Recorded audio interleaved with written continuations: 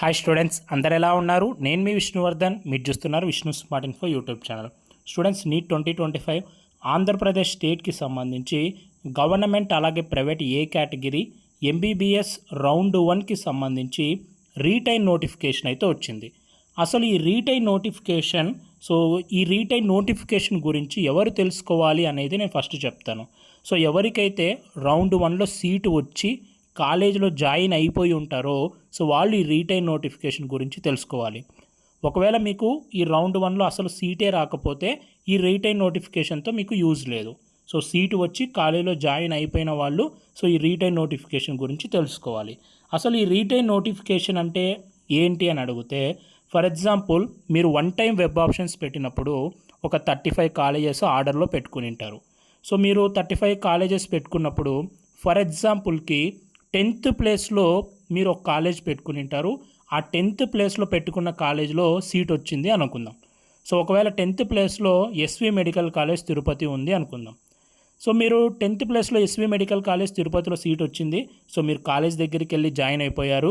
అక్కడ college environment ఇవన్నీ చూసిన తర్వాత ఇంకా ఈ కాలేజ్లోనే మాకు ఉండిపోవాలని ఉంది, మాకు ఈ కాలేజ్లోనే సీట్ ఉండిపోవాలని ఉంది, ఇక్కడ ఎంబీబీఎస్ చేయాలి అని ఉంది అని ఎవరైతే క్యాండిడేట్స్ అనుకుంటారో ఇప్పుడు వాళ్ళు 10th ప్లేస్లో పెట్టుకున్న కాలేజీలో జాయిన్ అయ్యారు.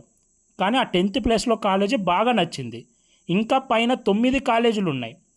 పైన ఇంకా 9 కాలేజీలు బెస్ట్ కాలేజెస్ ఉన్నాయి. అంటే పైన పెడితే బెస్ట్ కాలేజెస్ అన్నట్టే కదా. పైన ఇంకా 9 కాలేజెస్ బెస్ట్ ఉన్నాయి.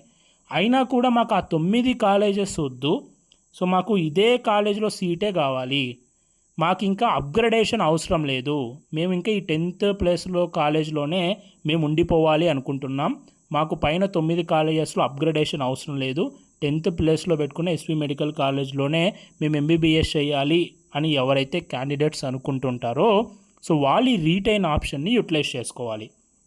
అప్గ్రేడేషన్ అవసరం లేదు, అదే కాలేజ్లో ఉండిపోవాలి అనుకుంటుంటారో వాళ్ళు ఈ రీటైన్ నోటిఫికేషన్ యూజ్ చేసుకోవాలి.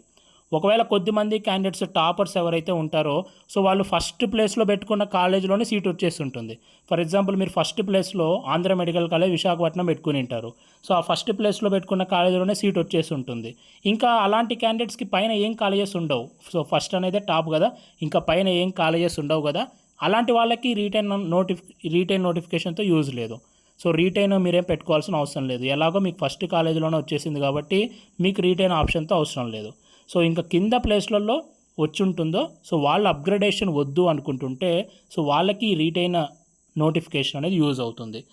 ఎవరైతే క్యాండిడేట్స్ అలా అనుకుంటుంటారో మీరు ఎప్పటి వరకు రీటైన్ పెట్టుకోవచ్చు అంటే 9th సెప్టెంబర్ వరకు మీరు రీటైన్ ఆప్షన్ అనేది పెట్టుకోవచ్చు. మీరు ఎలా రీటైన్ ఆప్షన్ పెట్టుకోవాలంటే ఫస్ట్ వెబ్సైట్లోకి వెళ్ళి లాగిన్ అవ్వండి. అక్కడ మీకు రీటైన్ ఆప్షన్ అని కనిపిస్తుంది. దాని మీద క్లిక్ చేయగానే ఓటీపీ వస్తుంది.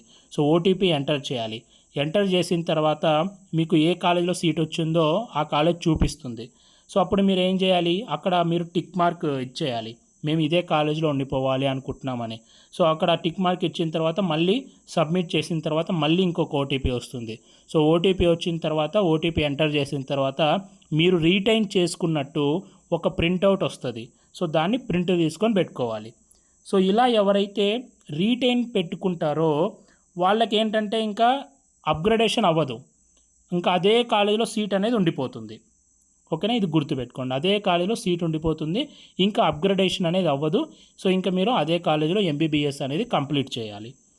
ఓకే, ఎవరైతే క్యాండిడేట్స్ అప్గ్రేడేషన్ కోసం చూస్తుంటారో, అంటే ఫర్ ఎగ్జాంపుల్ 10th ప్లేస్లో ఉన్న కాలేజ్ వచ్చింది, ఇంకా మాకు మంచి కాలేజ్ కావాలి, ఇంకా పైన 9 కాలేజెస్ ఉన్నాయి కాబట్టి ఇంకా 9 కాలేజెస్లో మేము జాయిన్ అవ్వాలి అనుకుంటున్నాం, ఇంకా మంచి కాలేజ్ కోసం మేము ఎదురు చూస్తున్నాం అని ఎవరైతే క్యాండిడేట్స్ అనుకుంటుంటారో మీరు ఇప్పుడు ఈ రీటైన్ ఆప్షన్ మీకు యూజ్ లేదు, మీరు ఏం చేయాల్సిన అవసరం లేదు.